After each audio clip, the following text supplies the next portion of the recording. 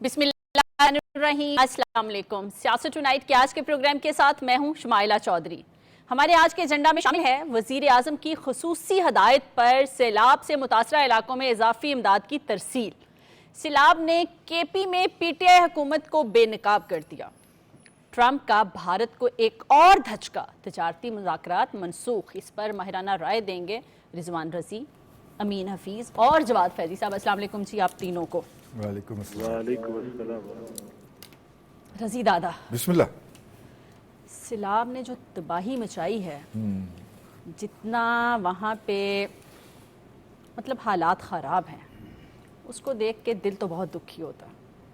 اور کل اس کی سپرویژن جو کر رہے تھے ہمارے پرائم منسٹر صاحب بھی، آپ نے ہی بات کی پروگرام میں، ہم نے دکھایا بھی، وہاں کی جو عوام ہے ان کے پاس سوائے رضی دادا جو تن کے کپڑے پہنے ہوئے نا، اس کے علاوہ کچھ نہیں بچا، سب پانی میں بہہ گیا ہے۔ جو یاد ہے 2010 کے سیلاب جب جو تھا 10 والا سیلاب ہی تھا، ہم اس کی کوریج کے لیے اپنا رحیم یار خان کے پاس ایک چاچڑا کوئی علاقہ ہے، وہاں کے دور دراز بند کے اوپر گئے پہنچے ہوئے تھے، جہاں پہ کہ سیلاب زدگان کی ایک بستی آباد کی گئی تھی۔ اور وہاں پہ ہم اپنی کوریج کے لیے پہنچے تھے، ہمیں نہیں پتا تھا کہ پرائم منسٹر بھی آئے ہیں، لیکن وہاں پہ پرائم منسٹر ہمارے جو ہیں اس وقت چیف منسٹر ہوتے تھے پنجاب کے شہباز شریف صاحب، وہ پہنچے ہوئے تھے۔ تو یہ ان کا ایک کام کا طریقہ ہے، اور جو خاص طور پہ انہوں نے چاروں جو ڈسٹرکٹس ہیں متاثرہ، ان کے لیے کوارڈینیٹر بھی مقرر کر دیے ہیں۔ مسرت اورنگزیب جو ہیں، بڑی محترم ہماری پولیٹیکل ورکر ہیں، پی ایم ایل این کا حصہ ہو گئی ہوئی ہیں آج کل، ان کو بھی ایک جگہ کے اوپر ذمہ داری سونپی گئی ہے۔ اور بھی بہت سارے 3 اور مطلب ایک وہ وزیر جو ہیں مذہبی امور، ان کو بھی ایک جگہ کی ذمہ داری سونپی گئی ہے۔ تو اس طرح باقاعدہ کوارڈینیٹر مقرر کیے ہیں۔ کیوں؟ کیونکہ لوگوں کی طرف سے یہ ڈیمانڈ آ رہی تھی کہ پچھلی دفعہ بھی جب امدادی سامان آیا تھا تو وہ مختلف لوگوں کے، پی ٹی آئی کے لوگوں کے گھروں سے برآمد ہوا تھا، انکلوڈنگ محترم چیف منسٹر صاحب جو ہیں، یہ اس وقت ایم این اے تھے۔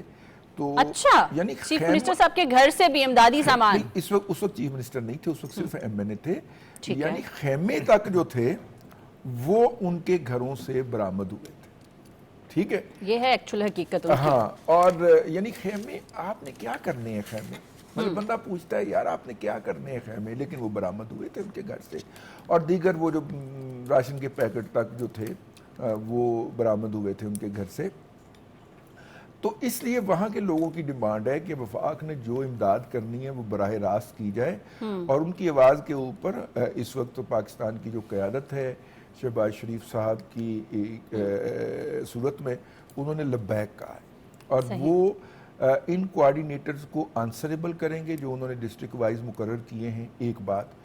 اور الحمدللہ ہمیں اس پہ بھی شکر ادا کرنا چاہیے کہ پاکستان نے یہ جو اتنی بڑی مصیبت آئی ہے، یہ جو اتنا بڑا ڈیزاسٹر آیا ہے، اس کے لیے ابھی تک کوئی انٹرنیشنل امداد جو ہے وہ نہیں مانگی، ورنہ ماضی کے اندر تو فوری طور پہ ایک اکاؤنٹ کھلوا دیا جاتا تھا کہ لوگ اس کے اندر پیسے دیں، اور اقوام متحدہ کو ہماری اپیل چلی جایا کرتی تھی۔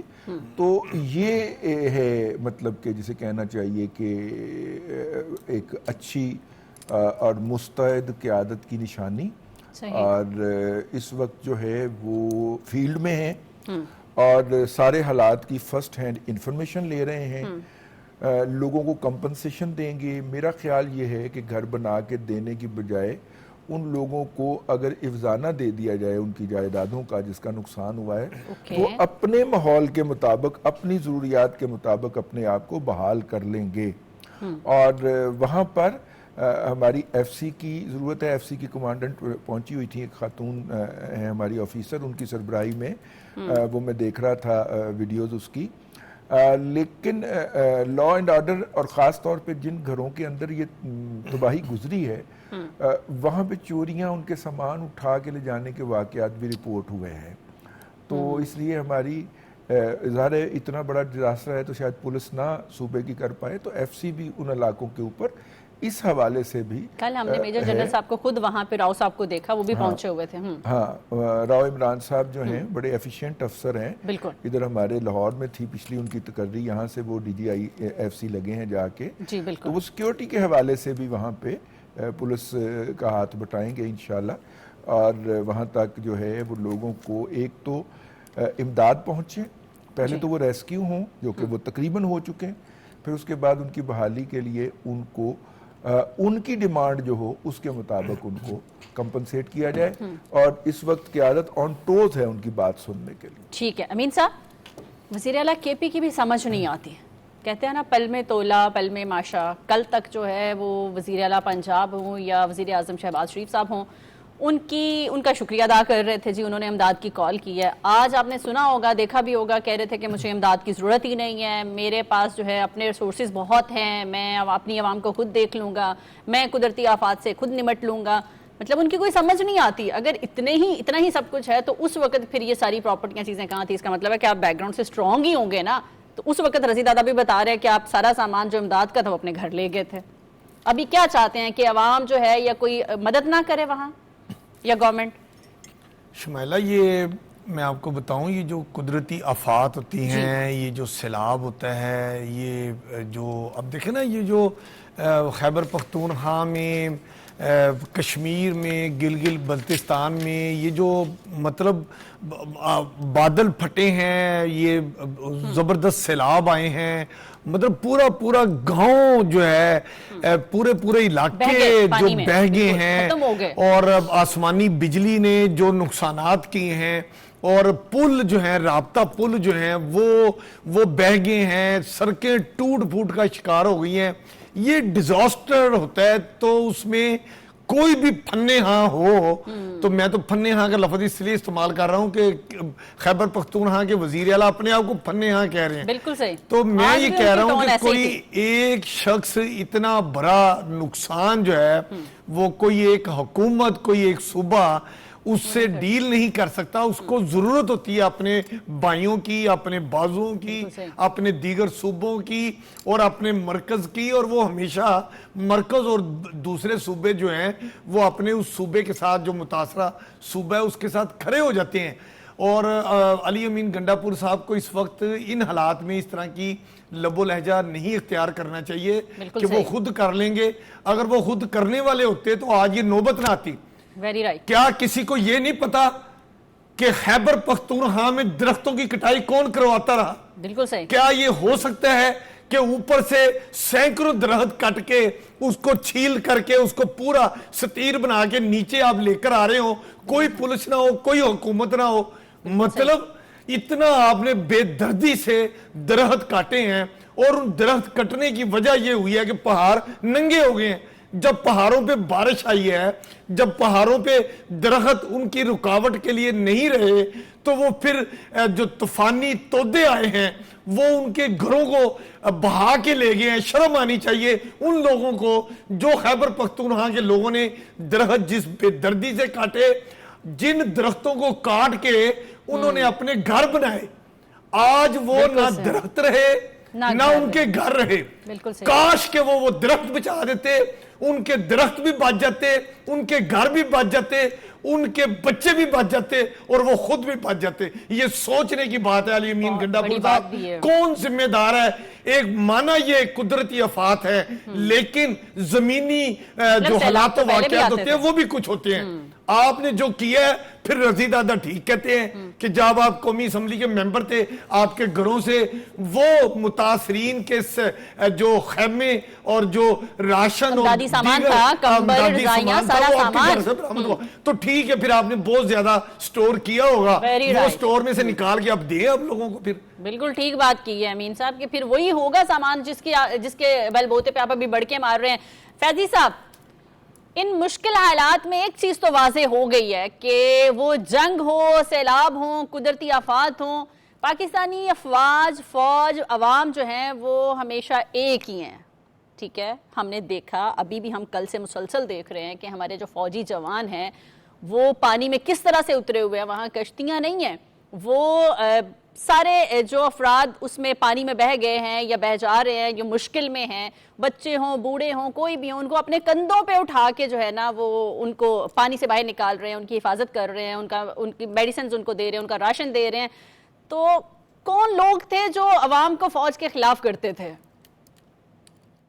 دیکھیے اس میں تو کوئی شک و شبہ نہیں کہ وہ ہمارے جوان جو اگلے محاذوں پہ دشمن کی گولیاں ہوں، بارود ہو، حملہ ہو، اس کے لیے بھی اور اس کو دندان شکن جواب دینے کے لیے بھی تیار رہتے ہیں. وہ شہادت کے متمنی بھی ہیں اور غازی بن کے جینا چاہتے ہیں. لہٰذا یہ وہی جذبہ ہے نا کہ اگر وہ بارڈرز پہ کھڑے ہوتے ہیں اس ریاست پاکستان کے عوام کی حفاظت کے لیے، تو جب وہی عوام کسی ناگہانی صورتحال کا، اور میں ابھی بالکل درست فرمایا برادرم رضوان رضی صاحب نے اور برادرم امین حفیظ صاحب نے کہ اگر یہ ساری چیزیں نہ ہوتی تو ناگہانی کے ساتھ ساتھ اپنی حرکات و سکنات، اپنے جرائم بھی اس میں شامل ہیں، اور اس کے باوجود وہ ان بے گناہ لوگوں کے جو جان و مال کو بچانے کے لیے اپنی جان کی پرواہ نہیں کر رہے، تو اس پہ تو میں سیلوٹ کرتا ہوں ایک دفعہ پھر. اور جو ان کے خلاف مہمات چلاتے رہے، پروپیگنڈاز کرتے رہے، فیک نیوز کی بمبارمنٹ کرتے رہے اور برمار کرتے رہے، ان کو شرم کرنی چاہیے، ہوش کے ناخن لینی چاہیے. ایک جملہ اور بھی کہ اگر جس طرح رضی صاحب یہ فرما رہے تھے کہ ان کے گھر سے سامان برآمد ہوا، تو امین حفیظ صاحب آپ کو یاد ہے نا کہ ان کے جو بانی ہے نا وہ کیا کہتے تھے کہ مغرب کو مجھ سے زیادہ کوئی نہیں جانتا. لہذا یہ آپ نے درست فرمایا کہ ان کی پلاننگ تھی کہ اس دفعہ مال چرا لو، نیکسٹ اس کو یوز کر لیں گے اور کہیں گے دیکھیں ہم کتنے ویل ایکوپڈ اور بڑے سیانے ہیں، ہم وقت کا پہلے سے ہی حساب لگا لیتے ہیں. میں تو اس کو یوں سمجھوں گا. اس کے ساتھ ساتھ ابھی دیکھیے وہ بات ہوئی، میری ڈپٹی پرائم منسٹر اور وزیر خارجہ جناب سینیٹر محمد اسحاق ڈار صاحب سے لندن میں بات ہوئی اور کچھ گھنٹے پہلے. تو جب میں نے ان سے یہ کہا کہ 2022 کا معاملہ تھا اور اب کا معاملہ ہے، تو انہوں نے جہاں ٹویٹس بھی کیے وہاں مجھے خود بتایا انہوں نے کہ کن کن ممالک کی جانب سے، وہ ازبکستان ہو، ترکیے ہو، یو کے ہو، کویت ہو، صومالیہ ہو اور دیگر ممالک ہو، ان کے جو ہم مناسب وزرائے خارجہ ہیں، انہوں نے فون کیا اور کہا کہ اس موقع پر ہماری ہمدردی تو ہے اور ہم مدد بھی کرنا چاہتے ہیں. لیکن میں سچی بات ہے کہ میں واقعتاً میں نے کہا کہ ڈاکٹر صاحب یہ کمال آپ بات کر رہے ہیں میرے ساتھ، جب انہوں نے کہا کہ یار ہم ایک خود مختار قوم ہے، پوری دنیا میں ہماری سفارتی دھاک بیٹھ رہی ہے، پوری دنیا میں ہماری جو ہے وہ افواج پاکستان کا نام لیا جا رہا ہے، پوری دنیا میں پاکستان ایک ایسا ملک اور روشن ستارہ بن کے سامنے آ رہا ہے، تو ہمیں امداد کی ضرورت نہیں ہے، ہم خود کریں گے انشاءاللہ. اور اس کی وجہ یہ ہے کہ جب بہت زیادہ پانی سر سے نکل جاتا ہے، دیگر ممالک کا قصور ضرور ہے، دیگر ممالک کی وجہ سے ہم موسمیاتی تبدیلیوں اور نقصانات کا سامنا ضرور کر رہے ہیں، لیکن انہوں نے کہا کہ ہم ہر سطح پہ آگے بڑھنا چاہتے ہیں، ہم قرضے نہیں لینا چاہتے، بلکہ ہم یہ چاہتے ہیں کہ بزنس ہو، معیشت آگے بڑھے. لہذا مجھے سچی جو بات ہے، ان کے ساتھ میری کافی منٹ گفتگو ہوئی تو مجھے اچھا لگا کہ ہم اس سطح پہ آ گئے ہیں کہ ہم اپنے مسائل کو حل کرنا جانتے ہیں مرکز کے لیول پہ. اب آ جاتے ہیں جس طرح امین حفیظ صاحب نے کہا، مجھے ایک ساری ویڈیوز دیکھ کے بتا دیجئے، آپ کو درختوں میں گرین کلر کے، سبز کلر کے درخت بہت کم نظر آئیں گے. جب آپ دیکھیں گے کہ وہ درخت جو ہے اور لکڑی جو ہے وہ جس طرح پتھروں کے ساتھ پانی پہ بہ رہی ہے اور ٹکرا رہی ہے، بڑی ڈیٹیل میں، کیونکہ وہاں بھی بڑی اسی کے ذکر سنے تھے ہم نے ان کی گورنمنٹ میں، اور کس طرح سے وہ بے نقاب ہوئی ہے اس پہ بھی ہم بات کریں گے. علی امین گنڈاپور صاحب، جب بھی کوئی قدرتی آفات آتی ہے یہ تو بچہ بھی جانتا ہے کہ کوئی اکیلا اس سے نہیں لڑ سکتا، مل کر اس سے نمٹنا پڑتا ہے. پتہ نہیں آپ کہاں پہ مس کر گئے. یہاں پہ لیں گے ایک چھوٹی سی بریک، ہمارے ساتھ رہیے گا.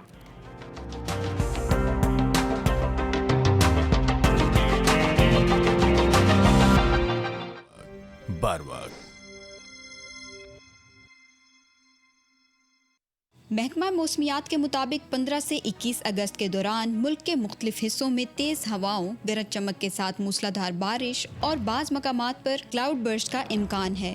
اس دوران برساتی نالوں میں طغیانی، نشیبی علاقے زیر آب آنے اور پہاڑی علاقوں میں لینڈ سلائیڈنگ کا خدشہ ہے. احتیاطی تدابیر: موسم کی پیشن گوئی اور وارننگز پر نظر رکھیں. غیر ضروری سفر سے گریز کریں. بجلی کے کھمبوں اور بل بورڈز کے قریب نہ جائیں. पानी से भरे रास्ते और नालों को अबूर करने की कोशिश ना करें। नशेबी इलाकों के मकीन हुक्काम की हिदायत पर फौरी अमल करें और इमरजेंसी की सूरत में महफूज मकामात पर मुंतकिल हो जाएं। किसी भी हंगामी सूरत हाल में NDMA और PDMA के नंबर्स पर राब्ता करें। मुहतात रहें, महफूज रहें।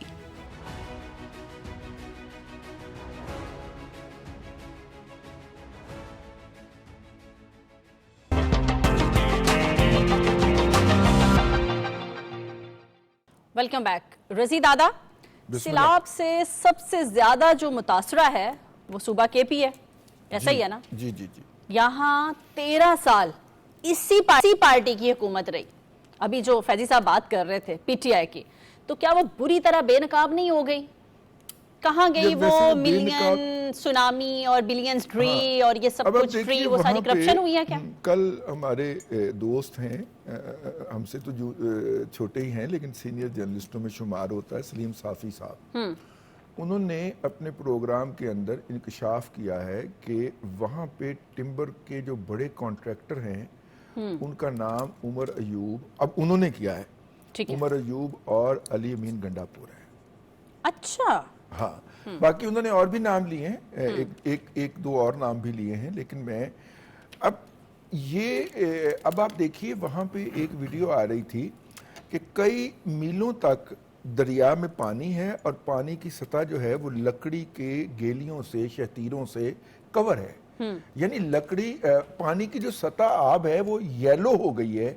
और जब आप उसको फोकस करते हैं तो पता चलता है कि मुख्तलिफ शतीर हैं जो पीछे से गिराए गए हुए हैं। अगर नेचुरली गिल के आता तो दरख्त होता, ठीक है, वो दरख्त उतारा गया है, उसको काटा गया है 4 तरह से और बकायदा एक उसका वो शतीर बनाकर उसको उसमें फेंक दिया गया है ताकि ट्रांसपोर्टेशन में आसानी हो जाए। तो इतनी ज़्यादा देखिए, इस बारिश के अंदर भी जो टिम्बर माफिया है वो पूरी तरह लगा हुआ है। PTI ने सुनामी का बिलियन ट्री सुनामी का नारा लगाया था। बिलियन ट्री तो कोई नहीं लगे, फिक्रा सुन ला कुड़िए, बिलियन ट्री तो कोई नहीं लगे, सुनामी आ गए, ठीक है ना, अल्लाह माफी दे। यानी अगर यहाँ इन दरख्तों के ऊपर अगर पत्थर पड़े होते और वो इन पहाड़ों के ऊपर अगर दरख्त लगे होते और इन पहाड़ों के ऊपर से दरख्त काट काट के उन्हें मेरे सर की तरह ना बना दिया जाता तो वो पानी वहाँ पे रुकता रास्ते में। वो जो पत्थरों की बरसात हो रही है, ये पत्थरों की बरसात रास्ते में रुक जाती। इसलिए हमें इस डिज़ास्टर के लिए तैयार हो जाना चाहिए ज़हनी तौर पे। आइंदा हमें 6-7 साल, जब तक यहाँ पे अगले दरख्त इंसान के कद के बराबर नहीं हो जाते, हमें इस तरह के डिजास्टर का तवक्को करनी चाहिए, क्योंकि हमने पिछले 13 साल के अंदर वहां पे दरख्त काटने के अलावा और कोई काम नहीं किया। नए दरख्त का कोई वजूद ही नहीं है कहीं पे। मैं देख रहा था आज मालम जब्बा के एक इलाके की जहाँ पे के बेड़ा ही गर्क हुआ पड़ा है। मैं जब 86-85 के अंदर अपने यूनिवर्सिटी दौर में वहाँ पे हम एक टूर लेके गए थे, तो मैंने वो तस्वीर निकाली अमीन हफीज साहब। और उस वक्त मलम जब्बा पे जाना एक बहुत बड़ा काम होता था। पहले जाके मंगोरा में ठहरना और फिर मंगोरा से अगले दिन सुबह मलम जब्बा जाना। बेड़ा ही गर्क हुआ पड़ा है। जो 85 के अंदर वहाँ पे दरख्त नजर आ रहे हैं, जो सब्जा नजर आ रहा है, वो सारा कुछ गायब हो चुका है।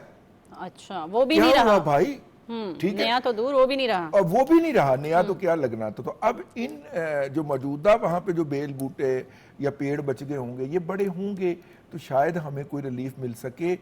वरना जो हमने फितरत के साथ खिलवाड़ किया है, जो हमने कुदरत की फ्याजियों का मजाक उड़ाया है, उसके नतीजे में हमें इस तरह के डिजास्टर का मुंतज़िर रहना चाहिए।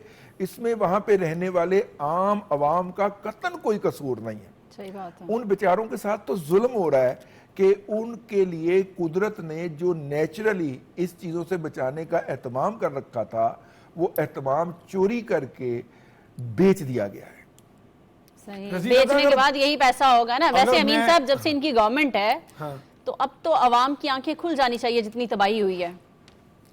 میں آپ کو شمیلہ ایک بات بتاؤں، چھوٹی سی مثال دوں گا. جی. آپ تو باتیں کر رہے ہیں نا، مطلب رضی دادا بھی بتا رہے ہیں، جواز فیضی صاحب بھی ساری چیزیں کہہ رہے ہیں. آپ صرف ایک اندازہ لگائیں کہ درختوں کی کٹائی اور کے پی کے میں جو خیبر پختونخوا میں 13 برس سے ان کی حکومت ہے، یہ میں نہیں کہتا، ماہرین کہتے ہیں کہ 13 برس کے خیبر پختونخوا میں پی ٹی آئی کی حکومت کے دوران 1/3 درخت جو ہیں وہ کاٹے جا چکے ہیں. اور اگر آپ اس کو ڈیٹا دیکھیں کہ وہ کہتے ہیں کہ جی 1992 میں جنگلات کا رقبہ 3.78 سے کم ہو کر 3.09 میٹر میکٹر رہ گیا ہے. مطلب اس میں پاکستان میں اسپیشلی خیبر پختونخوا میں 11,000 میٹر سالانہ درختوں کی کٹائی ہو رہی ہے. یہ ریکارڈ پہ ہے، میں نہیں کہہ رہا، یہ جنگلات کے ایکسپرٹ کہہ رہے ہیں. اور وہ دیکھیں، آپ کو میں بات بتاؤں، زیادہ پہاڑی علاقوں میں یہ جو درختوں کی تعداد ہے وہ دیار کا درخت سب سے زیادہ وہاں پر پایا جاتا ہے. دیار کی لکڑی اگر آپ لاہور، فیصل آباد، اسلام آباد، کراچی کسی جگہ پہ دیار کی لکڑی لینے جائیں آپ خرید نہیں سکتے، اتنی مہنگی ہے. اور خیبر پختونخوا میں آپ اوریجنل دیار کا بنا ہوا فرنیچر، ایک دلہن کے کمرے کا بیڈ لے لیں، ڈریسنگ لے لیں، اور اس کے ساتھ اس کی وہ جو ٹیبل ہوتی ہے وہ لے لیں، اور ڈریسنگ ٹیبل لے لیں اور سائڈ ٹیبلیں لے لیں، پورا ایک کمرے کا فرنیچر وہاں پر 50,000 سے لے کے 80,000 روپے میں ملتا ہے، اوریجنل لکڑی کا بنا ہوا فرنیچر. اور لاہور، اسلام آباد، کراچی، باقی کوئٹہ میں آپ تصور نہیں کر سکتے کہ اوریجنل لکڑی کا فرنیچر آپ خرید سکیں. ہمارے ہاں چپ بورڈ کے اوپر وہ لکڑی کی وہ کیا ہوتی ہے، اس کی جو ایک لیئر ہوتی ہے وہ چپکائی جاتی ہے اور اس کو پالش وغیرہ کر کے میں دیا جاتا ہے. اتنا درخت خیبر پختونخوا میں کٹ چکا ہے کہ اوریجنل دیار کا فرنیچر اگر آپ لینا چاہیں، میں آپ کو بتاؤں کہ مجھے شوق ہے کہ پاکستان کے مختلف میں علاقوں میں جاتا ہوں، دیکھتا ہوں. جب ہم خیبر پختونخوا میں پچھلی دفعہ گئے، کیا ہم نے دیکھا کہ وہاں پر پلے پلائے، میں کہتا ہوں ہٹے کٹے خوبصورت قدآور درختوں کو اس بدردی سے کاٹا جا رہا ہے. اور جو پہاڑوں کے ٹاپ کے اوپر جہاں درخت کاٹے جاتے ہیں، کوئی مشینری نہیں ہے کہ وہ درختوں کے سائز کو ایک جیسا کاٹے، یہ کریں، وہ مینولی درختوں کو کاٹتے ہیں، اتنی بدردی سے کاٹتے ہیں. اور اس کا وہ جو سٹیر بناتے ہیں جو مارکیٹ میں بکتا ہے، اور اس کو اتنی بدردی سے مینولی کاٹ کے چھانٹ کے وہ جو 4 پارٹ والا وہ بنا کے ایک سٹیر مارکیٹ میں بیچنے کے لیے کرتے ہیں. میں کہتا ہوں ظلم کرتے ہیں. اور اس ظلم کا جو میں نہیں کہنا چاہتا، کہنا بھی نہیں چاہیے، یہ قدرت کے کام ہے. جو کچھ ہوا ہے یہ کوئی آسان بات نہیں ہے. یہ آپ کی کرتوتوں کا، آپ کے اوپر اللہ تعالیٰ نے آپ کی بے ایمانیوں کا، ان درختوں کو کاٹنے کے بعد پھر آگ لگا دی جاتی ہے کہ آگ لگ گئی ہے. فیضی صاحب، آج آپ ہمیں یہ تو بتائیں کہ کلاؤڈ برسٹ کیا ہوتا ہے، کیوں ہوتا ہے، فیوچر میں اس سے کیسے بچا جا سکتا ہے؟ میں اس سے پہلے ایک جملہ ضرور کہنا چاہوں گا، وہ یہ کہ ابھی رضوان رضی صاحب نے کہا کہ کبھی جملہ پورا بھی ہون دیو. میرے دوستوں نے جو بات یہ کی کہ درخت کاٹے گئے، شہتیر بن گئے، اور پھر رضی صاحب نے اپنے سر کی مماثلت بھی دی، وہ سب اپنی جگہ، پھر امین حفیظ صاحب نے بتا دیا. میں پچھلے سیگمنٹ میں یہی عرض کرنا چاہ رہا تھا کہ ان درختوں کو جو دریا کے ساتھ بہ رہے ہیں، پانی کے ساتھ بہ رہے ہیں، ان کا کلر براؤن کیوں ہے، وہ گرین کیوں نہیں ہے؟ اور پلاہٹ کی بات تو رضی صاحب نے کر دی. اس کی وجہ یہ ہے کہ یہ کاٹ کے پھینکے گئے تھے، یہ اٹھائے جانے تھے، ان کو لے کے جایا جانا تھا. اور پھر میرے بھائی جو امین حفیظ کہہ رہے ہیں کہ وہ دیار کی یا دیگر جو اعلیٰ اقسام کی لکڑی ہے، ان کے تو انہوں نے فرنیچر اور دلہن کے جہیز کی بات تو کر دی، لیکن وہاں جا کے دیکھیں دروازوں پہ جس طرح کے لگے ہوئے ہیں نقش و نگار کے ساتھ، وہ اسی لیے لگ جاتے ہیں. ہم تو ٹاٹ کا جو ہے وہ دروازہ بنانے کے قابل ہو رہے تھے کہ یار خدا نہ خواستہ اس قدر نہ صفاقیت ہو جائے. مگر وہاں آپ دیکھیے کہ وہاں اگر یہ اس قسم کی چیزیں، اور اس کا ٹیکنیکلی امپیکٹ دیکھیے گا شمائلہ، جب درخت گرتا ہے تو وہ بہت ساری چیزوں کو روک لیتا ہے، گر کے بھی روک لیتا ہے. لیکن جب آپ اسے پینسل کی طرح گھڑ لیں گے اور جب اس کو مزید آپ وہ تلواری اور میزائلی سٹائل کا بنا دیں گے تو وہ پانی کے بہاؤ میں جہاں لگے گا وہاں زیادہ نقصان پہنچائے گا. وہ انسانی جان کو بھی نقصان پہنچائے گا, وہ عمارت کو بھی نقصان پہنچائے گا, وہ کسی ایسی چیز کو بھی نقصان پہنچائے گا. وہ جہاں لگے گا وہ تو میزائل سے تیز رفتار ہو چکا ہے.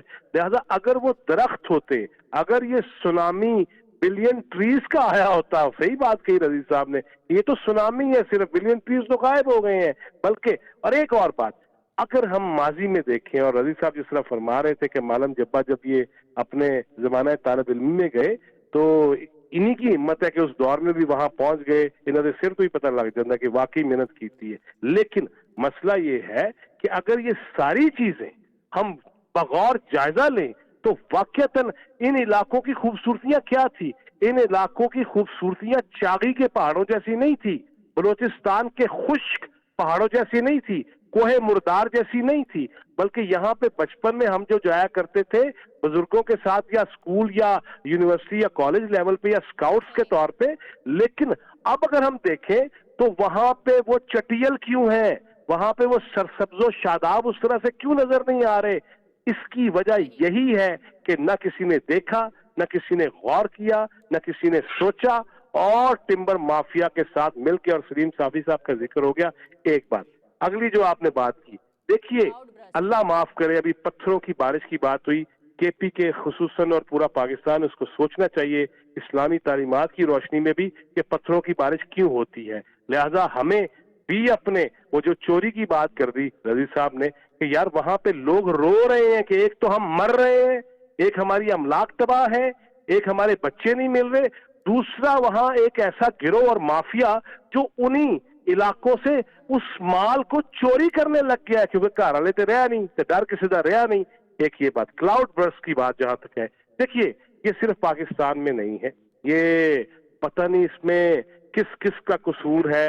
میرا گندگی پھیلانے کا قصور ہے, کسی کا تعفن پھیلانے کا قصور ہے, کسی کا درخت کاٹنے کا قصور ہے, کسی کے ہارن بجانے کا قصور ہے, کسی کی انڈسٹریل. آپ سے ہم نے کلاؤڈ برسٹ کا بھی پوچھا تھا کہ وہ کیوں ہوتے ہیں, کیسے ہوتے ہیں, فیوچر میں کیسے بچا جا سکتا ہے, سارا وہ بھی ہمیں ایک لائن میں اگر آپ بتا دیں تو. اس کے لیے صفائی کا خیال رکھیں, اس کے لیے جو ہم فضا میں آلودگی جو پیدا کر رہے ہیں, صوتی اثرات ہیں, اس کے جو دیگر اثرات ہیں, اس کو کم کرنا پڑے گا, اور اس کے بارے میں ہر ایک کو سوچنا پڑے گا. اس بارے میں ایک ایک چیز پہ سوچنا پڑے گا کہ ہم ذہنی طور پہ, اگر دماغی طور پہ, اگر آواز کے طور پہ, صوتی اثرات کے طور پہ, اور اگر ہم ان چیزوں کا خیال نہیں رکھیں گے. اس وقت پوری دنیا کا نمبر 1 مسئلہ یہ بن گیا ہے پلاسٹک کے بیگز, جو زمین کو پنپنے نہیں دے رہے, جو پودوں کو نشو نما نہیں ان کی ہونے دے رہے. لہذا اس ساری صورتحال میں یہ کلاؤڈ برسٹ اس لیے بھی ہوتے ہیں, جو میں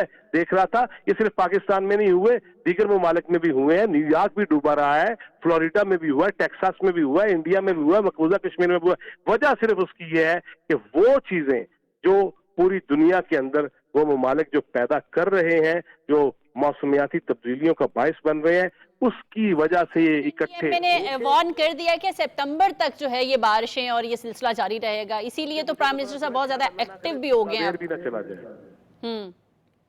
اس میں یہ بھی ہے شمائلہ کہ اگر یہ ہم حرکتوں سے باز نہیں آئیں گے, اگر ہم صرف ایک دوسرے کو کاٹ کھانے کو دوڑیں گے, اور اگر ایک وزیر اعلیٰ جس انداز میں آتا رہے, اس کو چھوڑ کے ہمیں سب کو سوچنا ہوگا, ہمیں اس طریقے کو ترک کرنا ہوگا, ہمیں ماحولیات کو بہتر کرنا ہوگا. اب اگر دیکھا جائے تو پنجاب گورنمنٹ جو ہے اس پہ بہت ایکٹیو نظر آ رہی ہے, انوائرمنٹ فورس بھی بن گئی ہے, اور درخت کاٹنے, مفت درخت لگانے, اور جو ہے وہ فصلیں جلانے, اور یہ سارے جو ہے نا ان سب پہ بھی دیکھا جا رہا ہے. اور اب جو فورس کیا جا رہا ہے, ہم اپنے پروگرام میں بار بار بھی ذکر کرتے ہیں کہ درخت لگائے جا رہے ہیں, جو درخت لگائے گا, جو پودے لگائے گا, اس کو تو پیسے بھی دیے جا رہے ہیں. تو اس کا مطلب ہے کہ پنجاب حکومت تو نمبر 1 پہ جا رہی ہے نا ان معاملات کو دیکھتے ہوئے. اس میں کوئی شک نہیں ہے, لیکن جنت میں گھر بھی تو اسی طرح ہی بننا ہے.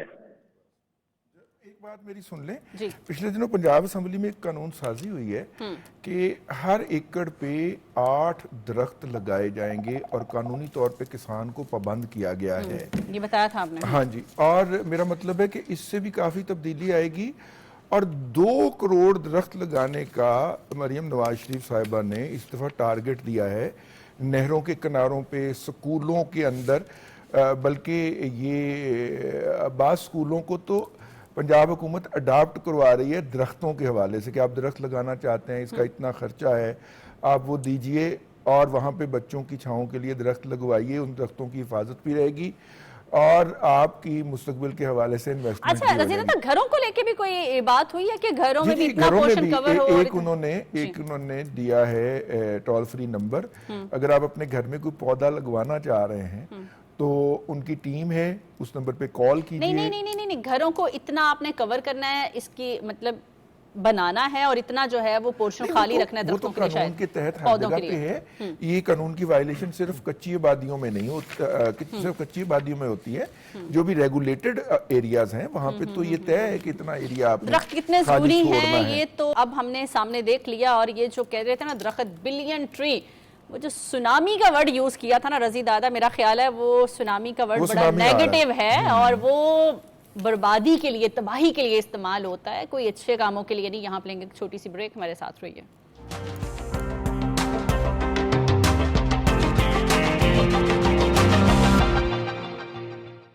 Welcome back. رضی دادا, چھتوں کی صفائی اور نکاسی آپ کو یقینی بنائیں. دیواروں کو محفوظ بنانے کے لیے لپائی اور پلستر کروائیں. بوسیدہ اور کچے مکانوں میں قیام سے گریز کریں. برساتی نالوں میں نہانے یا اس کے قریب جانے سے اجتناب کریں. نشیبی علاقوں کے مکین, نچلی منزل سے قیمتی اشیاء خصوصاً ضروری کاغذات وغیرہ کو بلند و محفوظ جگہ پر رکھیں. طوفانی بارشوں میں بجلی کے کھمبوں, سائن بورڈز اور درختوں سے دور رہیں. گھر میں خشک راشن, ضروری ادویات, ٹارچ, ماچس, مچھروں سے بچاؤ کی ادویات اور ضروری کاغذات کا بندوبست رکھیں. موسم اور سیلابی صورتحال سے آگاہ رہیں. آپ کی اور آپ کے خاندان کی جان قیمتی ہے. محتاط رہیں, محفوظ رہیں.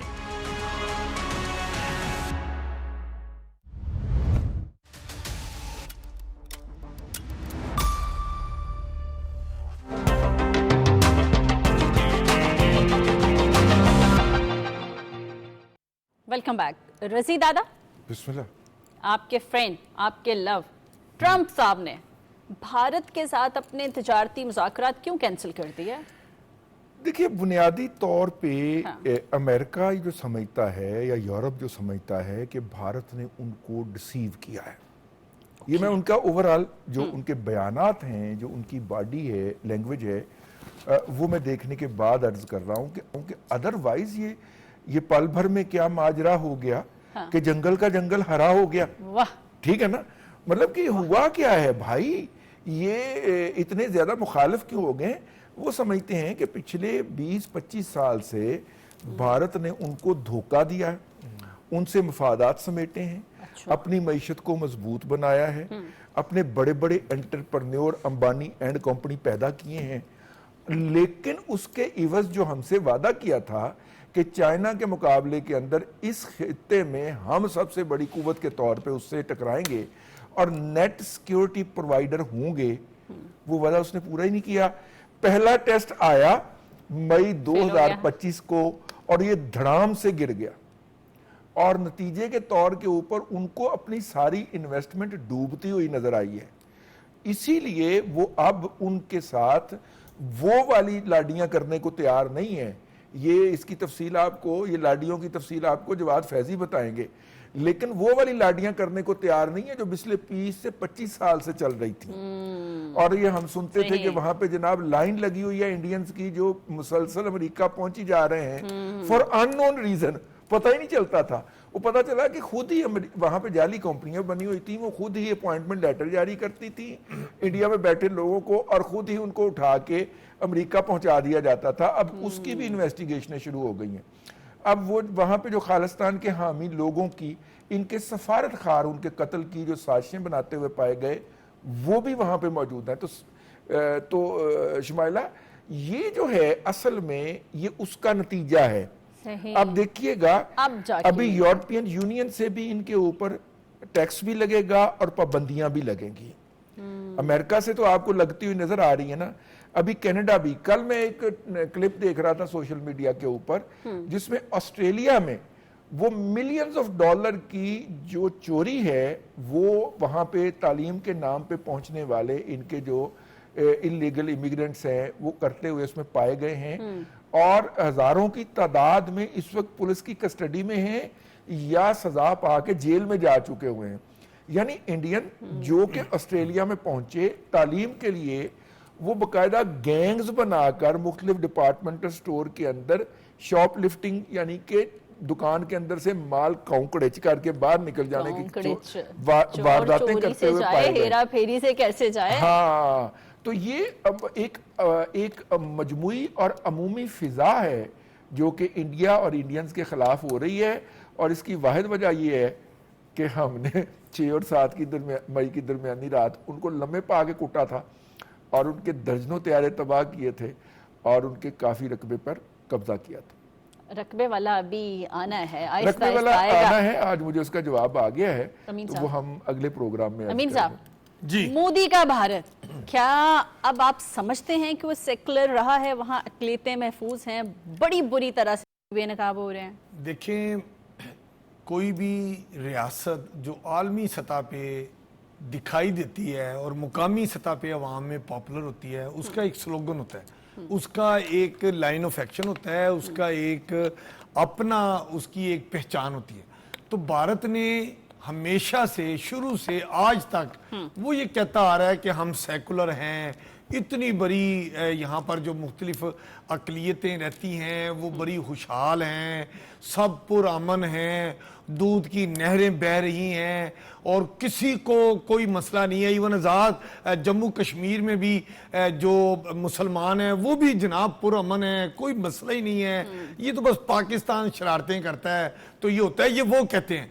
लेकिन वक्त गुजर, कहते हैं ना कि वक्त सबसे बड़ा उस्ताद होता है, वक्त सबसे बड़ा एविडेंस बन जाता है। तो वक्त ने साबित कर दिया है कि भारत ने जो सेकुलर अपना नकाब ओढ़ रखा था, उसको लबादे को उसके अपने लोगों ने, उनके आर्मी चीफ को देखें वो क्या हरकतें कर रहा है, यूनिफॉर्म पहने हुए ऐसे मंदिर की बूनी बानी जगह पे चला गया है कि जो बाबरी मस्जिद के तबाह बर्बादी के केस का सबसे बड़ा गवाह है, और ये वो मुतनाज़िया इलाका है जिस पे जाके उनके आर्मी चीफ साहब यूनिफॉर्म में, मतलब क्या हरकतें कर रहे हैं, कहां गया सेकुलरिज्म। आप ये देखें, कनाडा में अगर खालिस्तान का वो उन्होंने एम्बेसी बना ली है, बिल्कुल बना लिया, तो ये कैसे बन गई है? ये वो चीजें हैं जिसको आपने दबा के रखा हुआ था मोदी साहब, आपने दबा के रखा हुआ था, आपने मकबूजा कश्मीर के मुसलमानों को दबा के रखा हुआ था। हम पहले दिन से कहते आ रहे हैं कि सेकुलर जो भारत अपनी बातें करता है, ये सेकुलर नहीं है, ये हिंदू है, इंतहा पसंद हिंदू है।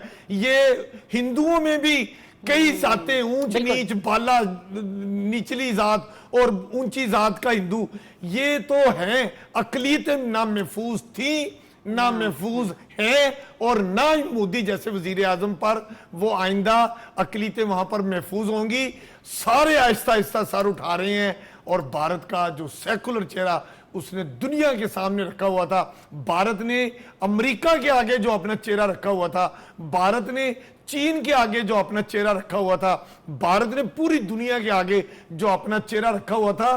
वक्त सबसे बड़ा उस्ताद है, आहिस्ता आहिस्ता उसके चेहरे से जो एक जैली नकाब है वो उतरना शुरू हो गया है, और वो वक्त दूर नहीं है जब भारत के अंदर से, ये हम नहीं कह रहे, भारत में रहने वाली अकलियतें कह रही हैं कि भारत के टुकड़े टुकड़े होंगे, और उसी तरह ही होंगे जिस तरह उनकी हरकतें हैं और जिस तरह वो अकलियतों को दबाते हैं और कहते हैं कि हम सेकुलर हैं। सेकुलर आप नहीं रहे।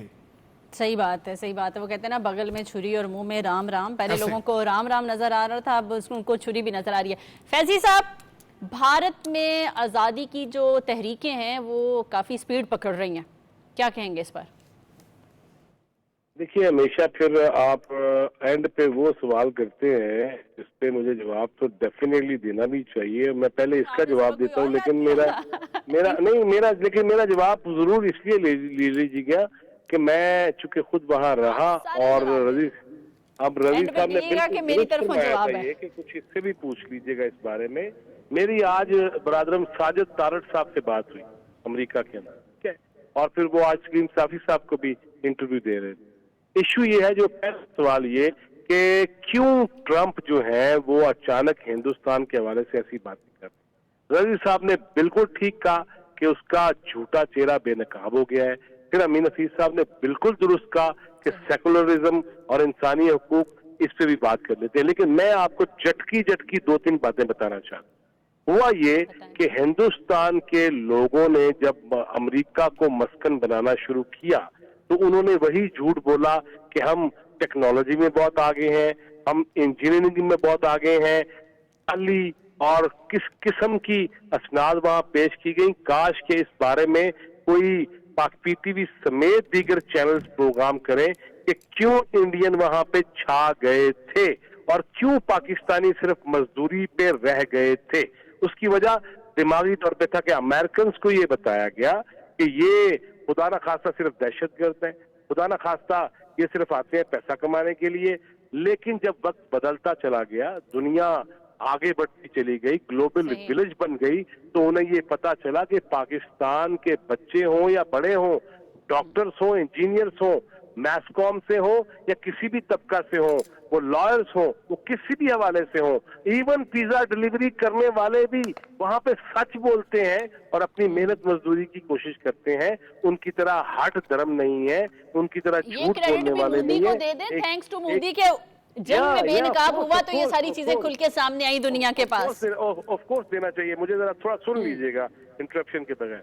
وہ یہ میں کہنا چاہتا ہوں کہ میں خود چونکہ وہاں رہا, میں نے جا کے دیکھا کہ اعلیٰ دماغ ہمارے وہاں ان کو ٹیکسی ڈرائیور بنانے کی کوشش کی انڈین مافیا نے, اور امریکن اس وقت ان کے جانسے میں آتے رہے. لیکن جو وقت بدلتا چلا گیا, جو حقائق سامنے آتے چلے گئے, جو چیزیں سامنے آتی چلی گئی کہ دماغ پاکستانی کا ہے, ایگزام جو ہے وہ ہندوستانی دے رہا ہے, دماغ پاکستانی کا ہے, لیکن چونکہ باس اس کمپنی کا لگا دیا گیا کہ ہندوستانی کو, تو وہ ہندوستانی اپنے کھاتے میں لیتا چلا گیا. ساجد طارڑ صاحب یہی کہہ رہے تھے کہ یار فیضی تمہیں پتا تھے ایسا سارا کی ہوئے تھے بالٹیمور میں کیا ہوا جب میں اور تم ملے اور فلاں ملے, لہذا آج بھی وہی باتیں ہیں. اب چونکہ ایشو یہ ہے کہ دہشت گردی میں ہندوستان انوالو, وہاں کے لوگ بھی استفسار کرنے لگ گئے, وہاں لوگ بھی دیانتداری دیکھنے لگ گئے, وہاں لوگ بھی چیٹنگ کے مرحلے دیکھنے لگ گئے, وہاں لوگ بھی 2 نمبریاں دیکھنے لگ گئے. جو یہ چیزیں آتی گئیں اور ہر چیز آن ریکارڈ آتی گئی تو پاکستان کا لیول بڑھتا چلا گیا اور ہندوستان کا نیچے ہوتا چلا گیا. اگلی بات یہ بھی جناب ٹرمپ کو پتا ہے. آج اس طرح برادر محسن نقوی لاہور میں ایک تقریب سے کہہ رہے تھے کہ جب بھی ہمیں پاکستان پہ جب ہندوستان نے جارحیت کی تو بھارتی موومنٹ کے حوالے سے ہمارے پاس پہلے سے ہی اطلاعات پہنچ جاتی تھی. ہم نے ریڈار پہ دیکھ لیا کہ ہم نے ان کے کتنے طیارے مار گرائے, لیکن ہم ثبوت کا انتظار کر رہے تھے تاکہ دنیا کو بتا سکیں.